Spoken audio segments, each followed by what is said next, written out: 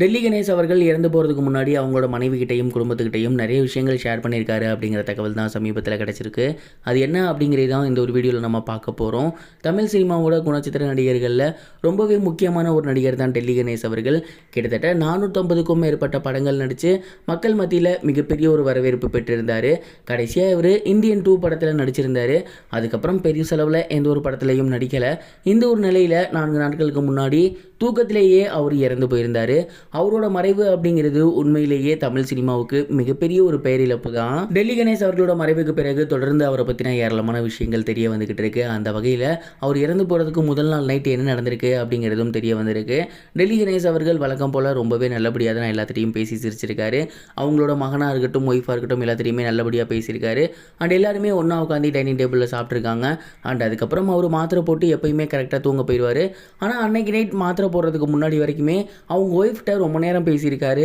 என்னெல்லாம் நடந்துச்சோ, அவர் லைஃப்பில் அவர் என்னென்ன பண்ணணும்னு நினச்சாரு, சினிமாவுக்கு எப்படி வரணும்னு நினச்சாரு, எப்படி சான்ஸ் கிடச்சிச்சு, அண்ட் அதுக்கப்புறம் அவர் எப்படி இவ்வளோ பெரிய விஷயமாக இவ்வளோ பெரிய நடிகராக மாறினார் அப்படின்னு இந்த எல்லா விஷயத்தையுமே அவங்க மனைவி கிட்ட உட்காந்து அவர் பேசியிருக்காராமா. இது மட்டும் இல்லாமல் அவங்களோட ஃபேமிலி மேட்டர்ஸையுமே உட்காந்து பேசியிருக்காரு. அவங்க மகனை பற்றி உட்காந்து பேசியிருக்காரு. அண்ட் அன்னைக்கு வழக்கமாக தூங்குற நேரத்தை விட கொஞ்சம் அதிகமாகவே நேரம் எடுத்து அவங்க மனைவி கிட்ட நிறைய விஷயங்கள் பேசியிருக்காரு.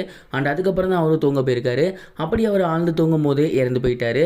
அவர் இறந்து போகிறதுக்கு முன்னாடி அவங்க மனைவி கிட்ட அன்னைக்கு அதிக நேரம் பேசியிருந்ததை கூட அவங்க மனைவி அவர்கள் அங்கே அழுதுட்டு இருக்கும்போது சொல்லியிருந்தாங்க. என்னைக்கும் இல்லாமல் நேற்று என்கிட்ட ரொம்பவே அதிகமாக பேசுனீங்க, ஒருவேளை நான் போகிறேன் அப்படிங்கிறது தெரிஞ்சு தான் அன்னைக்கு அதிகமாக பேசுனீங்களோ அப்படின்னு ரொம்பவே கண்ணீர் விட்டு கதறி அழுததை பார்க்கும்போது நமக்குமே ரொம்ப சோகமாக இருந்துச்சு. இந்த விஷயங்கள் தான் டெல்லி கணேஷ் அவர்கள் இறந்து போகிறதுக்கு முன்னாடி முதல் நாள் நைட் நடந்திருக்கு. அவங்க மனைவி மற்றும் மகன்கள்கிட்ட பண்ணியிருக்காரு, பேசியிருக்காரு அப்படிங்கிறது தெரிய வந்திருக்கு. அண்ட் இந்த விஷயத்தை பார்த்துட்டு நமக்கு ரொம்பவே இதயம் கணக்குது அப்படின்னு தான் சொல்லணும். நீங்கள் எந்த ஒரு விஷயத்தை பார்த்து என்ன நினைக்கிறீங்க?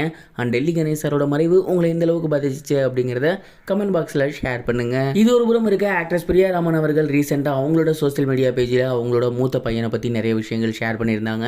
ரஞ்சித் அவர்கள் பிக் பாஸ் நிகழ்ச்சியில் அவங்க மூத்த பையன் ஆட்டிசம் குறைவாக இருக்க பையன் அப்படின்னு சொல்லியிருந்தது எல்லாருக்குமே மிகப்பெரிய ஒரு ஷாக்கிங்காக இருந்துச்சு. அண்ட் இத்தனை வருடங்களாகவுமே இது யாருக்கும் தெரியாமல் இருந்துச்சு.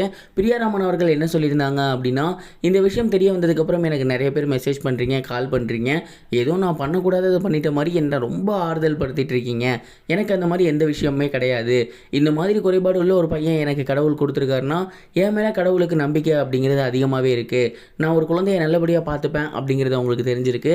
அதனால தான் பண்ணியிருக்காரு. என்னோட வாழ்க்கை பயணம் அப்படிங்கிறது இப்போ என் பையனோட வாழ்க்கை பயணத்துலையும் சேர்ந்துருக்கு. நான் என்னெல்லாம் பண்ணுறனோ அது அவனும் பண்ணுவான், அவனும் பண்ணி கொடுப்பான். நிறைய விஷயங்கள் அவனும் நார்மலாக தான் இருப்பான்.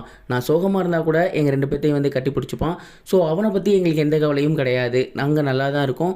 இந்த மாதிரி அனுதாபப்படாதீங்க அப்படின்னு பிரியா ராமன் அவர்கள் ரீசெண்டாக அவங்களோட சோசியல் மீடியா பேஜில் மூத்த பையனை பற்றி ஷேர் பண்ணியிருந்தாங்க. இது வரைக்கும் கனெக்டிங் டிவிக்கு சப்ஸ்கிரைப் பண்ணனா மறக்காமல் சப்ஸ்கிரைப் பண்ணிக்கங்க. உடனடி அப்டேட்ஸ் பெறுவதற்கு நோட்டிஃபிகேஷன் பெல்லையும் கிளிக் பண்ணிக்கங்க.